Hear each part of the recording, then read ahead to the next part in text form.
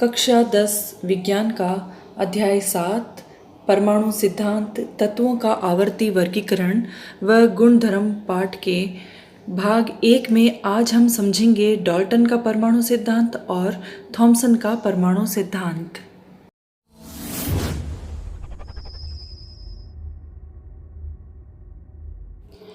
प्राचीन समय से ही मनुष्य यह जानने का प्रयास कर रहा है कि किसी पदार्थ का सूक्ष्मतम स्वरूप क्या होता है।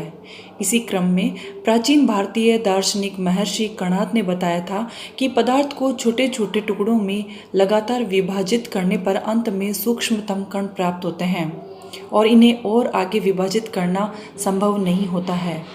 इसी क्रम में ग्रीक दार्शनिक डेमोक्रिटस एवं ल्यूसिपस ने इन सूक्ष्मतम अविभाज्य कणों को एटम्स कहा।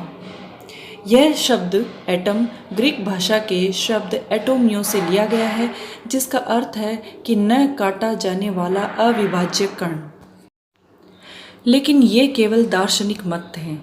18वीं शताब्दी के अंत में कई महत्वपूर्ण कार्य हुए और नियमों और प्रयोगों के आधार पर परमाणु सिद्धांत दिए गए, जिनमें से मुख्य 2 का आज हम अध्ययन करेंगे प्रथम भाग में।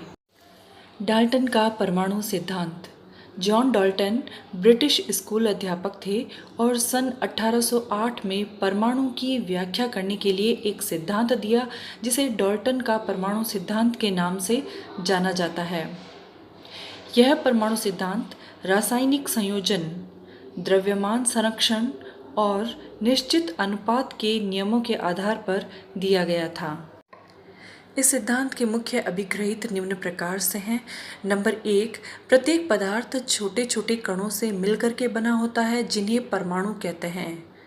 यानी कोई तत्व, यौगिक या मिश्रण, कोई भी पदार्थ सदैव छोटे कणों, जिन्हें परमाणु कहते हैं, उनसे मिलकर के बनता है।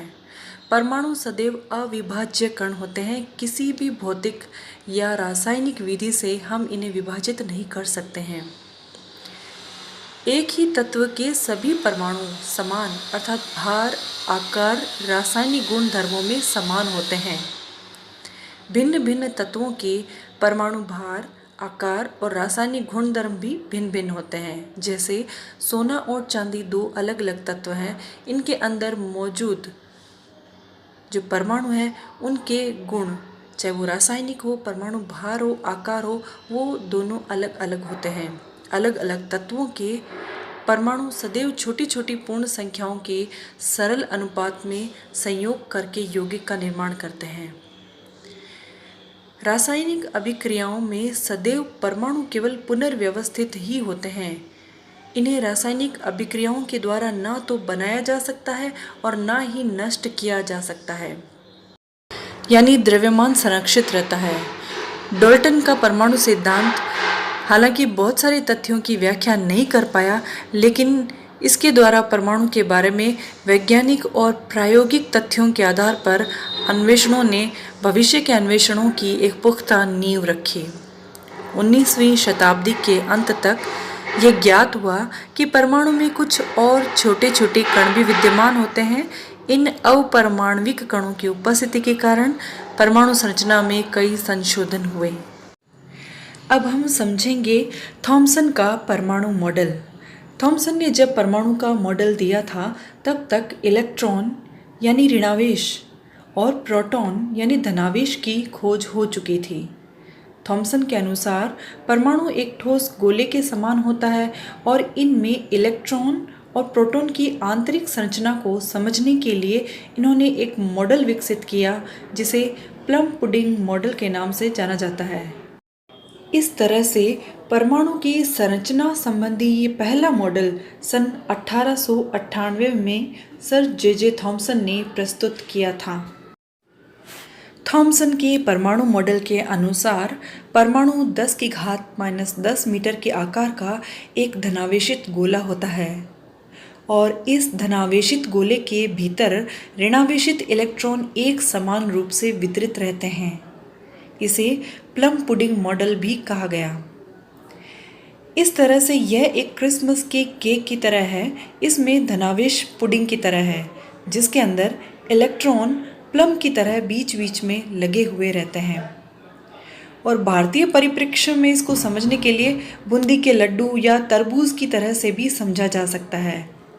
जिस तरह से तरबूज के लाल भाग के भीतर उसके बीज एक समान रूप से वितरित रहते हैं, तो लाल भाग धनावेश को और उसके मध्य में लगे बीज इलेक्ट्रॉन को दर्शाते हैं। इस मॉडल में थॉमसन ने कहा कि परमाणु के भीतर धनावेश और ऋणावेश की मात्रा समान होती है और परमाणु वैद्युतिक रूप से उदासीन होते हैं। जैसा कि हम चित्र में देख पा रहे हैं कि एक थॉमसन परमाणु का गोला दिखाया गया है जिसके अंदर इलेक्ट्रॉन एक समान रूप से वितरित हैं।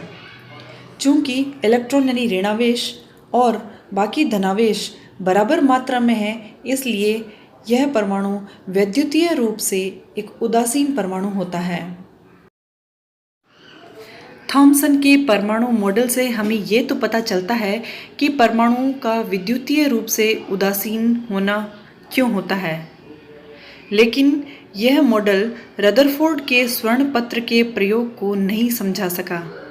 इसलिए यह सिद्धांत शीघ्र ही निरस्त कर दिया गया और केवल ऐतिहासिक महत्व का रह गया। इस अध्याय का शेष भाग हम देखेंगे अगले वीडियो में। So keep watching, keep learning. Thank you.